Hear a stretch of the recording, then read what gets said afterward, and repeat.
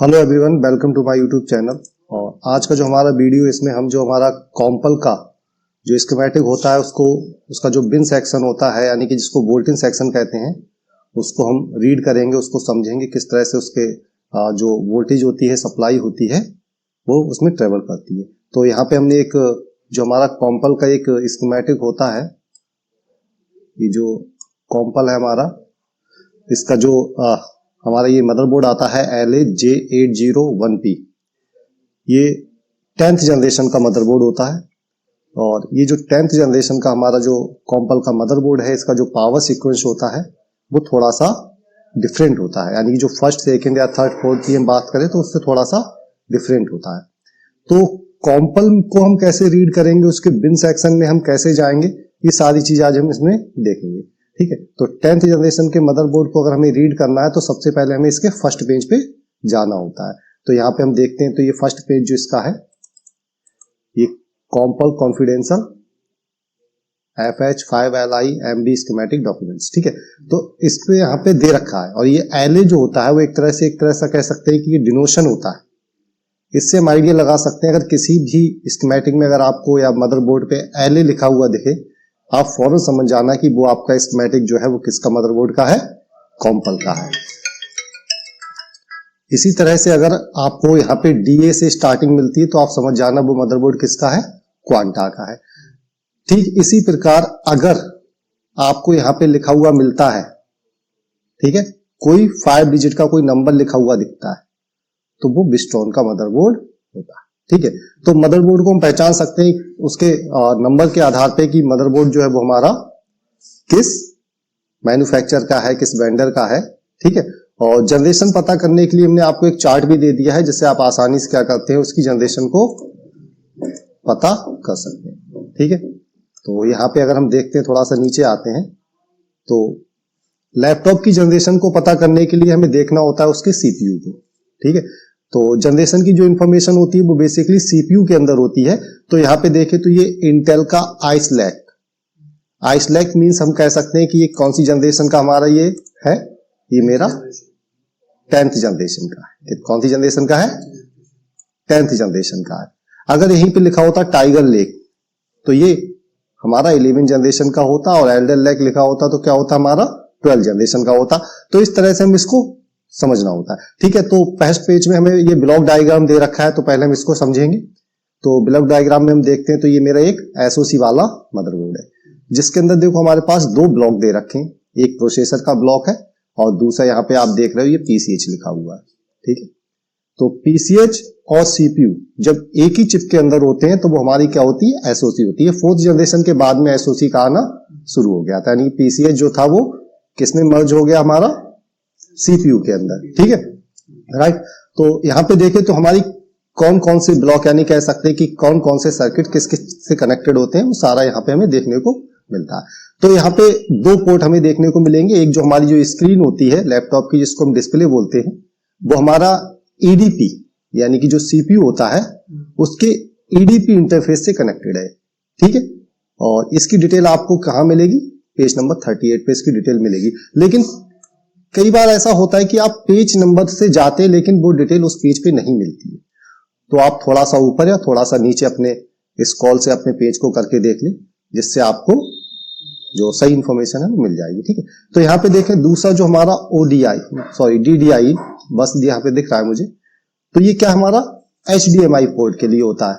तो अगर हमें अपने सिस्टम के साथ में बड़ी स्क्रीन कनेक्ट करनी होती है, जैसे हमारी, हम इसको अगर LED या फिर LCD जो भी हमारे यहाँ पे बड़ी स्क्रीन होती है, इसके साथ कनेक्ट कराना चाहते हैं, तो हम एक HDMI पोर्ट से कनेक्ट कर सकते हैं। HDMI मतलब हाई डेफिनेशन मीडिया इंटरफेस।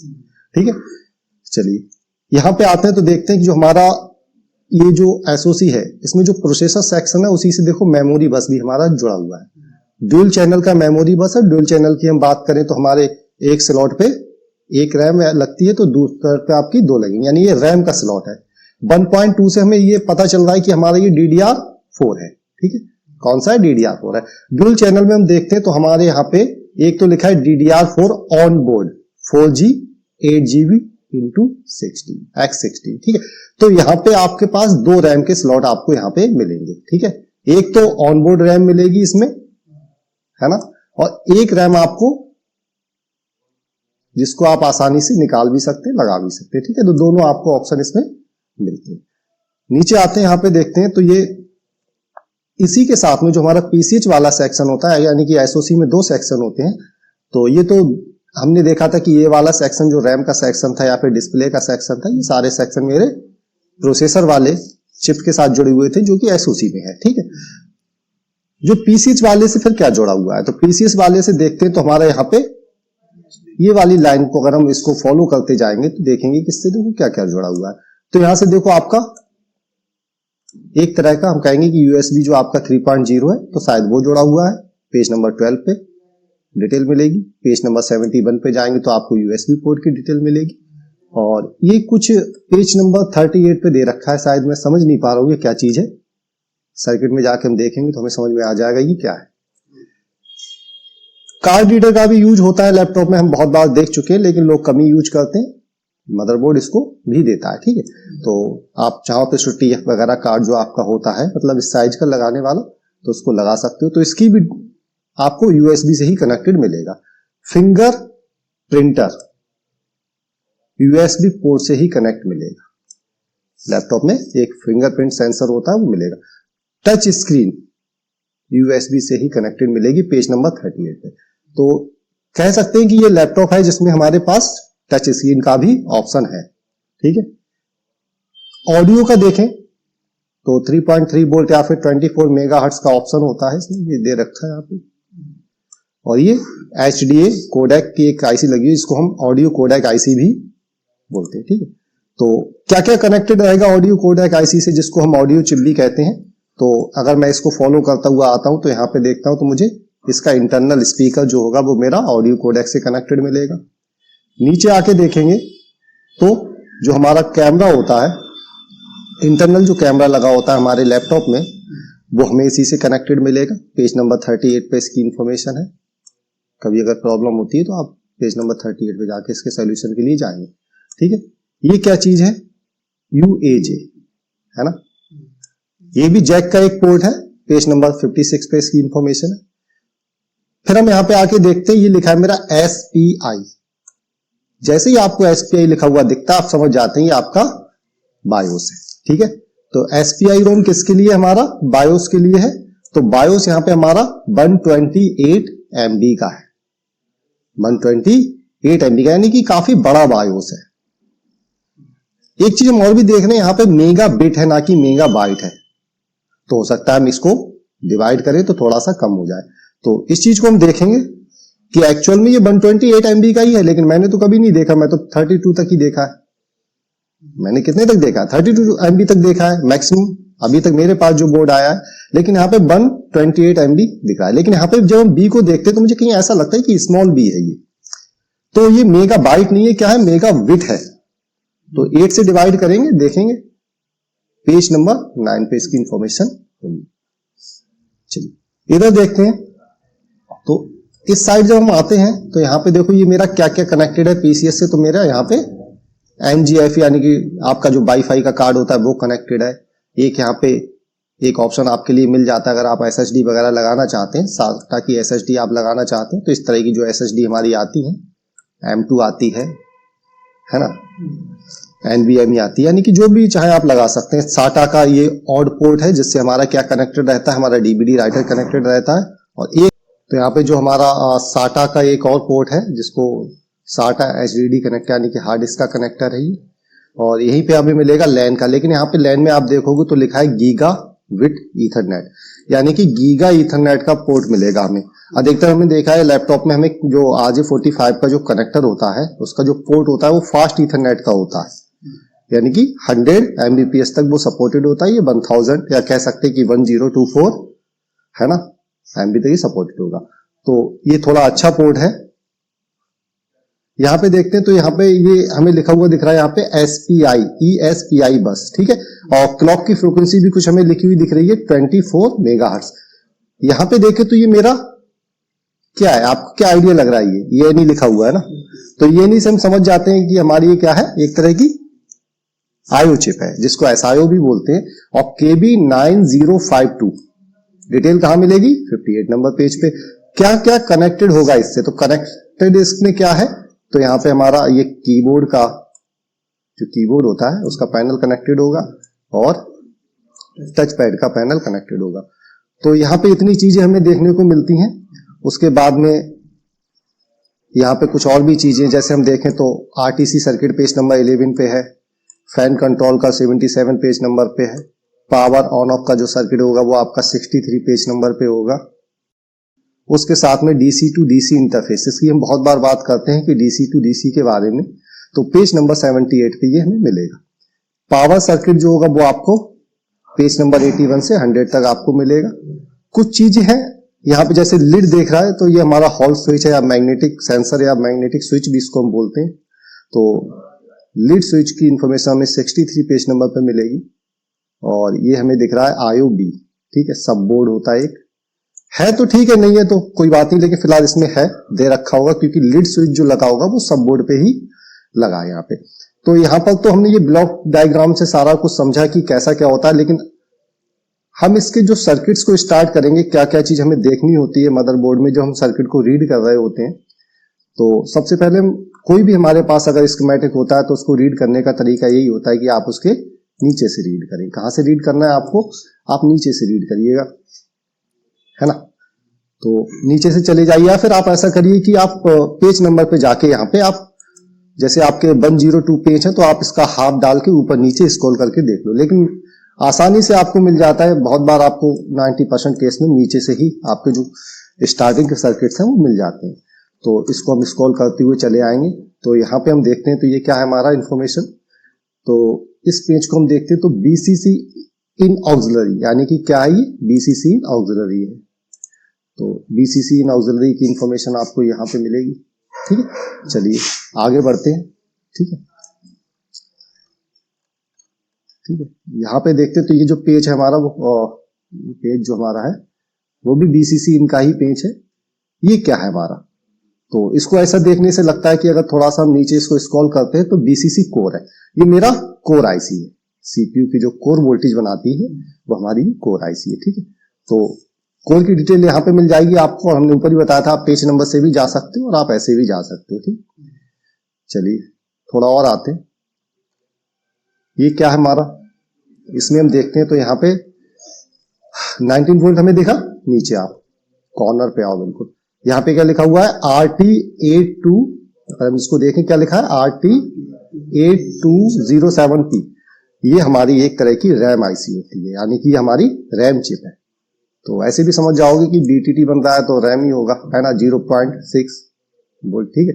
और 1.2 की बात करें तो ये हमारा क्या है, एक तरह का फीडबैक, ये तो फिलहाल है हमारा, लेकिन यही हमारा जो 1.2 वोल्ट से हमें आइडिया लगता है कि मेरा ये DDR4 रैम का, ठीक है। तो रैम का वोल्टेज देखो, अगर हम देखना चाहें तो ये रैम के दो मॉसफेट हो गए, मेन मॉसफेट हो गया, सपोर्टिंग मॉसफेट हो गया, और ये हमारा ये रेगुलेटर की कॉइल होगी, और यहाँ पे हम वोल्टेज चेक कर सकते हैं, यानी कॉइल पे ही वोल्टेज चेक कर सकते हैं 1.2 वोल्ट, ठीक है। थोड़ा और ऊपर आते, यहाँ पे हमें दो चिप दिख रही है। तो इन दोनों चिपों को हम देखें तो दोनों अलग अलग चिप हैं। थोड़ा सा इसको जूम करेंगे, इसको हम थोड़ा सा जूम करेंगे, ठीक है। इसको हमने जूम किया तो यहाँ पे आप एक चीज देखने की कोशिश करें, यहाँ पे दो चिप है, 19 वोल्ट इनपुट हो रहा है चिप पे। यहां से देखेंगे तो एक इनपुट कॉइल है, 19 वोल्ट इस पे इन हो रहा है, बिन लिखा हुआ आपको दिख रहा है यहाँ पे क्या लिखा है आपका, बिन लिखा है, ठीक है। ये बिन लिखा हुआ है, बिन का मतलब हो गया कि ये दो अलग अलग चिप लगी हुई है यहाँ पे, ठीक है। यहाँ पे वोल्ट इनपुट होगा 19 वोल्ट, और यहाँ से आपको 3 वोल्ट ऑलवेज कहां पे मिलेगा, इस वाले रेगुलेटर वाली कॉइल पे, ठीक है। तो ये क्या है हमारा, ये 3 वोल्ट का स्टेप डाउन का चिप है, यानी इस बोर्ड में दोनों चिप आपको डिफरेंट मिलेंगी, यानी कि एक ही चिप नहीं बनाएगी 3 वोल्ट भी 5 वोल्ट भी, यानी कि ये वाली जो चिप है आपकी ये बनाएगी 3 वोल्ट, और इसके नीचे एक अगर देखोगे तो एक दूसरी चिप लगी हुई है, वो आपको कितना बना के देगी, 5 वोल्ट। यानी कि 5 वोल्ट और 3 वोल्ट का जो कॉन्सेप्ट है इस चिप में वो अलग है, ठीक है। दोनों अलग अलग चिप से बन रहा है।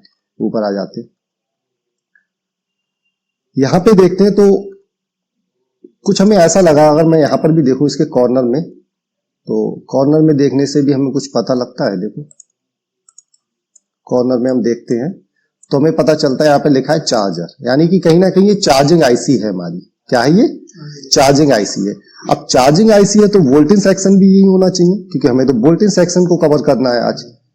तो ये हमारा वोल्टेज सेक्शन है, ये 10th जनरेशन का वोल्टेज सेक्शन है। और यहाँ पे अगर हम देखते हैं तो कितना वोल्टेज हमें यहाँ पे दिखता है? 19 वोल्ट। मोस्टली 19 वोल्ट का ही कॉन्सेप्ट हम लेके चलते हैं, ये चीज आपको ध्यान रखना है, ठीक है। कितना लेके चलना है? 19 वोल्ट का कॉन्सेप्ट हमें लेके चलना है। बाकी बोर्ड में आपका 18.5 हो सकता है, 21 हो सकता है, जैसा भी वोल्टेज है, लेकिन हम यहाँ पे कॉन्सेप्ट जो लेके चल रहे हैं वो एक यूनिवर्सल कॉन्सेप्ट के तहत हम लेके चल रहे हैं। तो वो क्या है? हमारा 19 वोल्ट का कॉन्सेप्ट, ठीक है। तो यहां से हम देखते हैं तो यहाँ पे ये 2 मॉसफेट हमें लगे हुए दिख रहे हैं, ठीक है।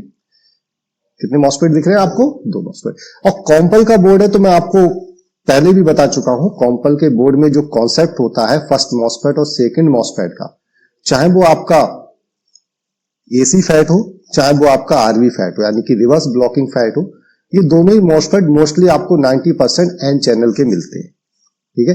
तो दोनों मॉसफेट कैसे मिलते हैं आपको? एन चैनल के मिलते हैं। ये चीज हमें पता करनी है, क्या ये एन चैनल के हैं? तो देख लेते हैं। ये इसका सोर्स हो गया, ये इसका ड्रेन हो गया, और डायोड की पोजीशन सोर्स टू ड्रेन है।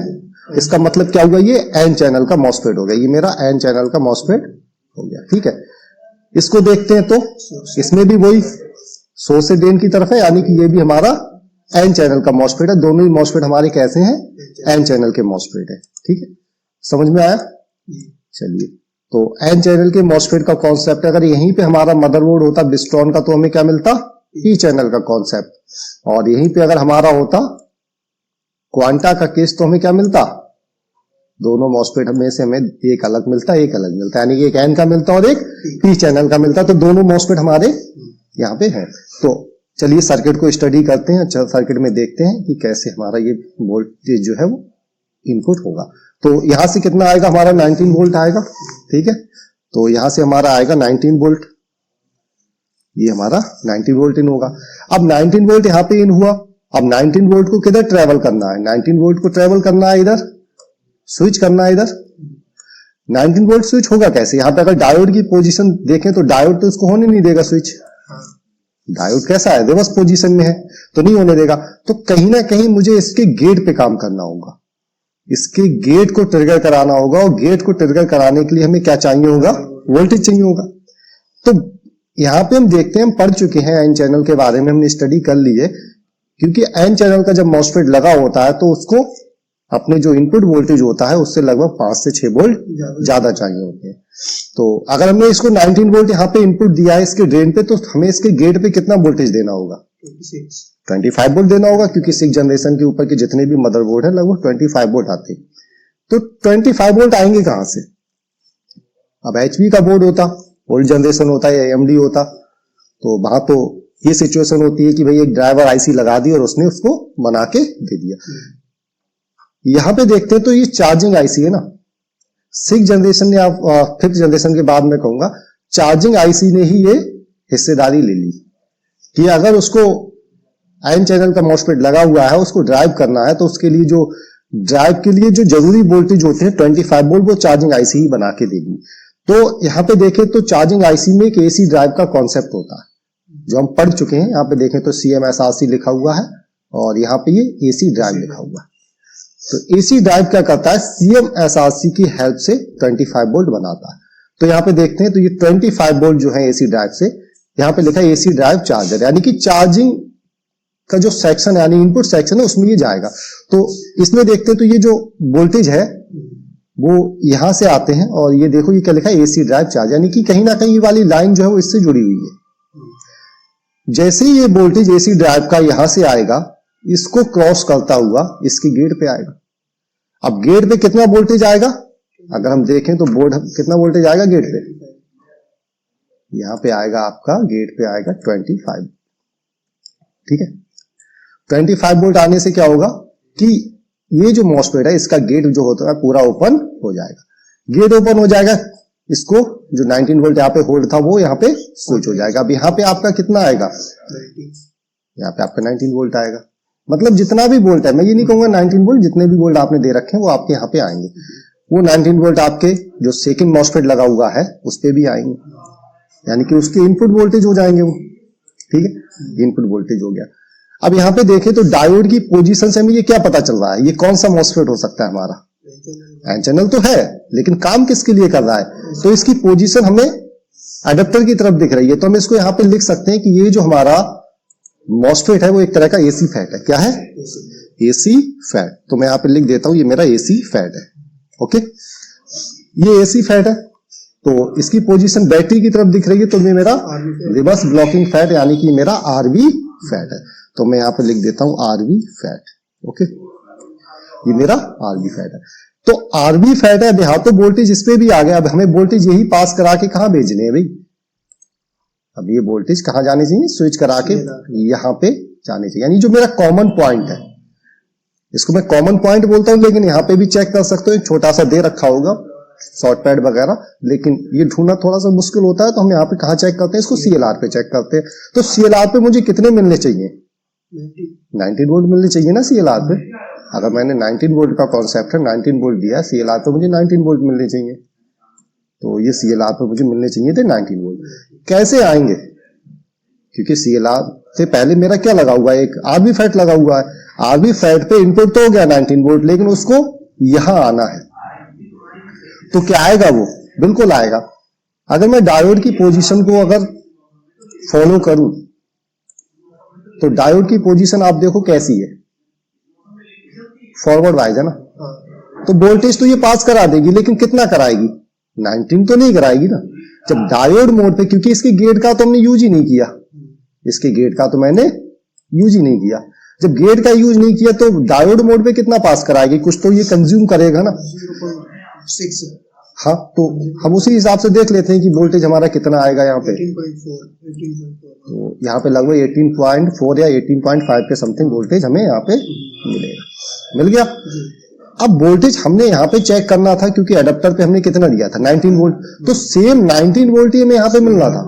अगर यहाँ पे आपको 18.4 वोल्ट दिखता है, तो आप कहीं ना कहीं समझ जाना कि आपका जो मॉसफेट है वो ड्राइव नहीं हुआ, यानी कि वो स्विच नहीं हुआ। स्विच नहीं हुआ, क्यों नहीं हुआ, तो स्विच करने के लिए उसको कितना चाहिए था, 25 वोल्ट। तो जब 25 वोल्ट का ये जंक्शन है, जब 25 वोल्ट इस मॉसफेट के लिए जाएगा, तो इधर भी जाएगा, ठीक है, इधर भी जाएगा।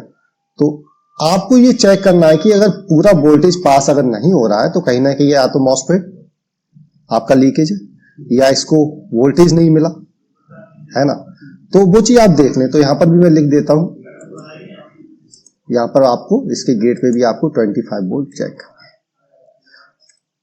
गेट बाइसिंग पूरी होनी चाहिए, वरना आपका जो बिन सेक्शन है वो काम नहीं करेगा, वोल्टेज सेक्शन वर्क नहीं करेगा। जब 25 वोल्ट इसको भी मिल गया, इसको भी मिल गया, इन दोनों के गेट प्रॉपर है। अब आप यहां चेक कर लो, आप यहां चेक कर लो, आपको पूरा का पूरा वोल्टेज आपको यहां पे मिल जाएगा, ठीक है। तो पूरा का पूरा वोल्टेज आपको यहां पे मिल जाना चाहिए, ठीक है। तो ये चीज आपको देखनी होती है, इसको मैनेज कर देते हैं।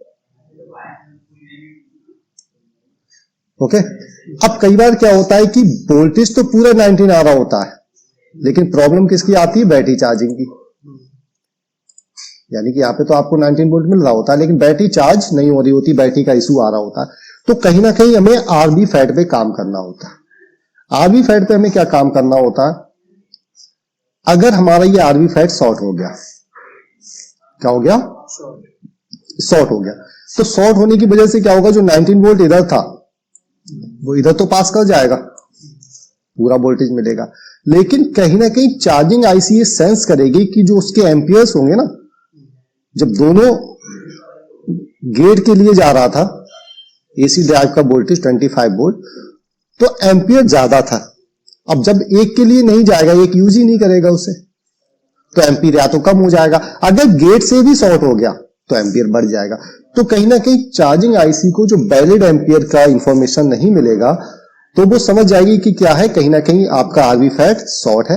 और शॉर्ट की कंडीशन में 19 वोल्ट तो पास हो जाएगा, लेकिन प्रॉब्लम किसकी आएगी, बैटरी चार्जिंग की, ठीक है, तो इसको हमें देखना है, इसके गेट वाइसिंग दोनों मॉसफेट की प्रॉपर होनी चाहिए, चाहे बोर्ड आपका कोई सा भी हो, चाहे आपका एनएन का कॉन्सेप्ट हो, कॉम्पल का बोर्ड हो, चाहे पीपी चैनल का कॉन्सेप्ट हो, विस्टॉन का बोर्ड हो, चाहे एनपी या पीएन का कॉन्सेप्ट हो, आपका क्वांटा का मदरबोर्ड हो, ये दोनों चीजें आपको ध्यान रखनी है।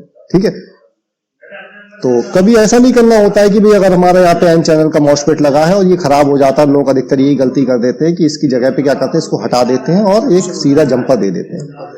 तो भाई वो गलती कर बैठे, जंपर देने का मतलब है कि उन्होंने वहां पे गलती कर दी। बोर्ड तो ऑन करके दे देंगे, कस्टमर तो खुश हो जाएगा भाई, वो अपने घर पे जाके वो जब चार्ज करेगा बैटरी तो उसे पता लगेगा ना। ठीक है, तो ये एसी ड्राइव का कॉन्सेप्ट होता है, एक नॉर्मल सा ये कह सकते हैं कि वोल्टेज सेक्शन था हमारा। कई बार क्या होता है कि वोल्टेज सेक्शन में यहाँ पे गेट पे 19 वोल्ट आ जाता है। कितना आ जाता है? 19 वोल्ट। मैं जरा इसको इरेज करता हूं, उसके बाद मैं आपको दिखाऊंगा। मैं इसको पहले इरेज कर,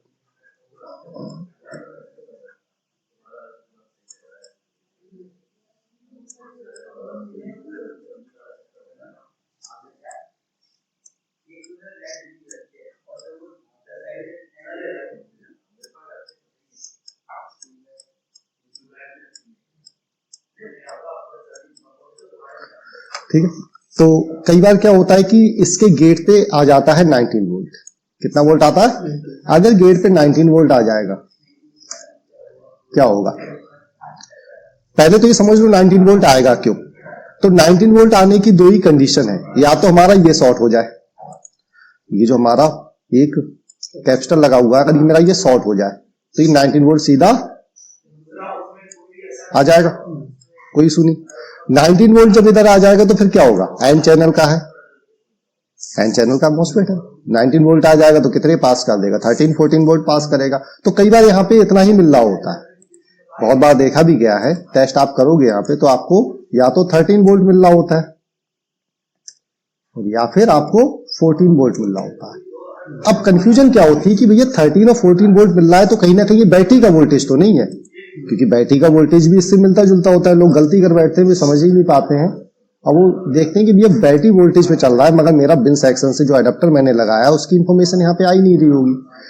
तो वो अडेप्टर पे काम करते हैं, कनेक्टर पे काम करते हैं, मॉसफेट पे भी काम करते हैं, लेकिन वो ये ध्यान नहीं देते हैं। तो अगर ये कैपेसिटर आपका शॉर्ट हो गया तो फिर ये 19 वोल्ट जब यहाँ पे आएगा तो 19 वोल्ट क्या करेगा? 4 से 5 वोल्ट का ड्रॉप करके सीधा आपका यहाँ पे जो 19 वोल्ट था उसको स्विच करा देगा। इतना करेगा ना, तो वो पूरी तरह से एक तरह से सैचुरेशन मोड पे काम नहीं कर रहा होगा। वो किस पे काम कर रहा होगा? आपका रेगुलेशन मोड पे काम कर रहा होगा। और रेगुलेशन मोड पे क्या होगा कि जितना आप उसके गेट पे आप इनपुट वोल्टेज दोगे उससे 3 वोल्ट मतलब जो छोटे वाले मॉसफेट होते हैं उनका तो ये लॉजिक है। ये थोड़ा सा एम्पियर में अगर देखा जाए तो बड़ा मॉसफेट है, थोड़ा सा ज्यादा कंजप्शन करता है, तो लगभग ये हम मान के चलते हैं कि 5 से 6 वोल्ट का इसमें इशू होता है। तो 5 से 6 वोल्ट हम मान के चलते हैं कि यहाँ पे आपको कम मिलेगा। तो ये ध्यान रखें कि अगर आपको यहाँ पे वोल्टेज मिल रहा है तो एक बार बैटरी को निकाल के अगर आप चेक करेंगे फिर भी आपको यहाँ पे बैटरी वोल्टेज इतना मिल रहा है तो आपको इसको चेक कर लो, है ना। कई बार वोल्टेज यहाँ पे आ ही नहीं रहे तो आप अपनी चार्जिंग आईसी पे काम करके देखो, है ना। तो इस तरह से वोल्टेज सेक्शन को आप प्रॉपर चेक कर सकते हो। तो ये कॉन्सेप्ट जो होता है केवल जितने भी आपके कॉम्पल के मदरबोर्ड मिलेंगे मोस्टली आपको मिलेगा यही। एक चीज और मिलती है कई बार बोर्ड में, जो विस्टॉन के बोर्ड में ज्यादा मैंने देखा है, जैसे आपका डेल का 3537 का बोर्ड है, तो इसमें दोनों ये मॉसफेट जो होते हैं उनको एक ही मॉसफेट बना दिया गया है, यानी कि ड्यूल मॉसफेट लगा दिया गया है। वही आपका उसी में एक मॉसफेट आपका एसी फैट का काम कर रहा है और एक में आपका आरवी फैट का काम कर रहा है। ठीक है, तो ये वोल्टेज सेक्शन की इंफॉर्मेशन थी, डिटेल्स थी। अब इस प्रकार से आप जो भी आपके कॉम्पल के मदरबोर्ड हैं जिनमें आपके एन चैनल का कॉन्सेप्ट है उसको आप चेक कर सकते हो। अगर बोर्ड में कोई फॉल्ट है तो आप उसको बना सकते हो। बस ये देखना है कि आपकी जो रिक्वायरमेंट्स है मॉसफेट की वो सारी ओके होनी चाहिए। कोई गेट शॉर्ट नहीं होना चाहिए, ड्रेन गेट से शॉर्ट नहीं होना चाहिए, सोर्स ड्रेन गेट आपस में शॉर्ट नहीं होने चाहिए, मॉसफेट लीकेज नहीं होना चाहिए, है ना। उनकी गेट वाइसिंग प्रॉपर होनी चाहिए। ये सारी चीजें आपको देखनी है, उसके बाद ही आपको आगे स्टेप लेना है। उसके बाद अगर आपका यहाँ पे ओके वोल्टेज आ रहा है तो ठीक है, नहीं आ रहा है आप चार्जिंग आईसी पे काम कर लो। तो चलो, जो हमारा ये मदरबोर्ड है, अब हम इसके क्या करते हैं कि स्कीमेटिक पे जो मॉसफेट्स हैं उनको हम कहाँ देखते हैं, हम कोशिश करते हैं इनको सर्च करने की इसके जो बोर्ड व्यू के थ्रू या फिर हमारे पास जो इसकी इमेज है उसके थ्रू चेक करते हैं। तो यहाँ पे देखें तो ये जो मॉसफेट हमारा है वो PQ V3 है 83, ये देखिएगा जरा, इसको थोड़ा सा जूम कर लेते हैं। 83 होगा। 83 होगा ना, चलिए 83 तो नहीं है, B3 लग रहा है मुझे, ठीक है। तो आ जाते हैं यहाँ पे, इसका जो बोर्ड व्यू है, बोर्ड व्यू हमने इसका ले रखा है, तो यहाँ पे डालते हैं PQ और V3। तो PQ V3 जैसे हमने डाला यहाँ पे आ गया। तो ये मॉसफेट मुझे इस कॉर्नर पे मिलेगा। यहाँ पे देखें तो थोड़ा सा इसको जूम भी कर सकते हैं, जूम करके अगर देखें तो ये मॉसफेट हमें यहाँ पे मिलेगा PQ V3, ठीक है। PQ V3 मॉसफेट हमें यहाँ पे मिला, और थोड़ा हम ये भी देख सकते हैं कि यहाँ पे एक RJ45 का जो हमारा कनेक्टर है उसके कॉर्नर पे हम देख लेते हैं। तो इसके हमारे पास इमेज भी है, इमेज में देखते हैं कि हम U3 ये तो पीछे वाली साइड में लगी होंगी, तो बैक साइड में ही देखना पड़ेगा। देखते हैं बैक साइड में, इसका बैक साइड है ये रहा बैक साइड, ठीक है। तो ये रहा मॉसफेट हमारा, ठीक। तो यहाँ पे हम देखें तो ये जो हमारा है ये रहा, ठीक है। तो यहाँ पे अगर हम सर्च करते हैं इसको तो हमें कहाँ पे ये दिखता है, ये कॉर्नर पे दिखता है, ये मॉसफेट रहा हमारा। तो इस मॉसफेट को हम जरा चेक करेंगे, है ना। इसको थोड़ा सा जूम कर लेते हैं,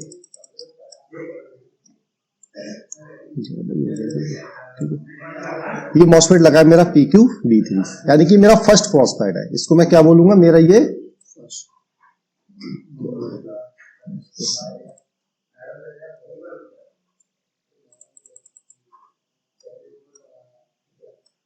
ठीक है, ये मेरा फर्स्ट मॉसफेट है ना।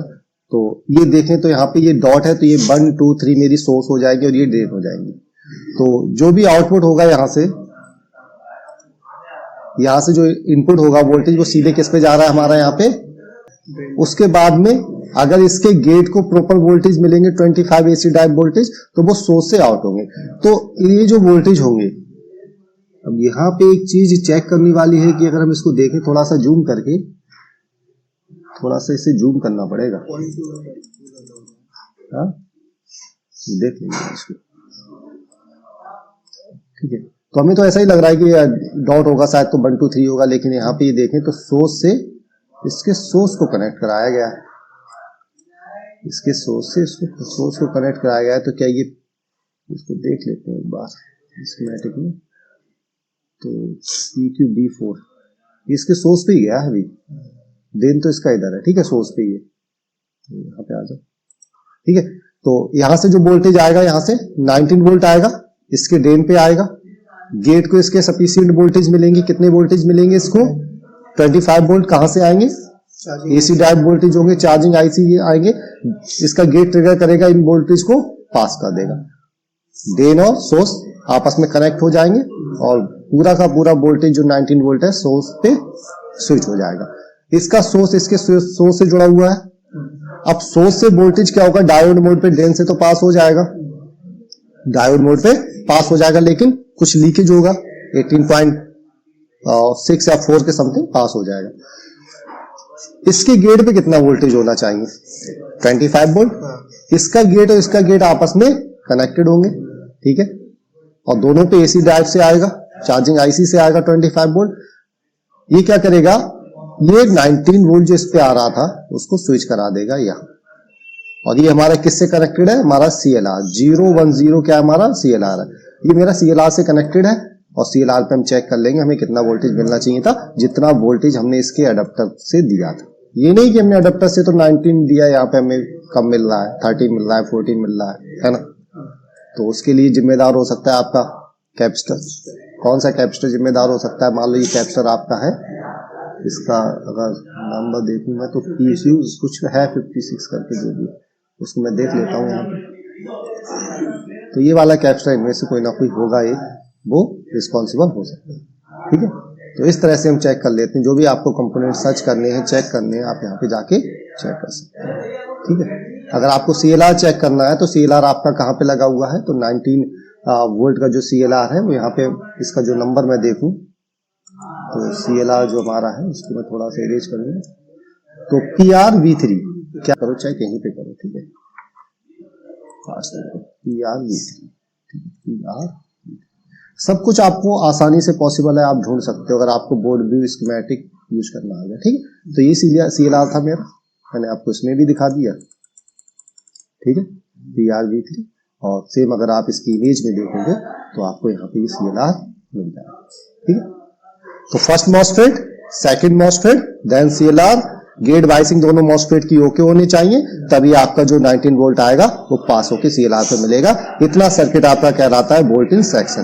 तो अभी वोल्ट इन सेक्शन में हमने चार्जिंग आईसी को इंक्लूड नहीं किया है, इसको हम बाद में करेंगे। पहले और बहुत सारे ऐसे वोल्ट इन सेक्शन है जो थोड़े से डिफिकल्ट है, जिसमें आपका पैक इन का कॉन्सेप्ट है, जिसे PAC इन कहते हैं।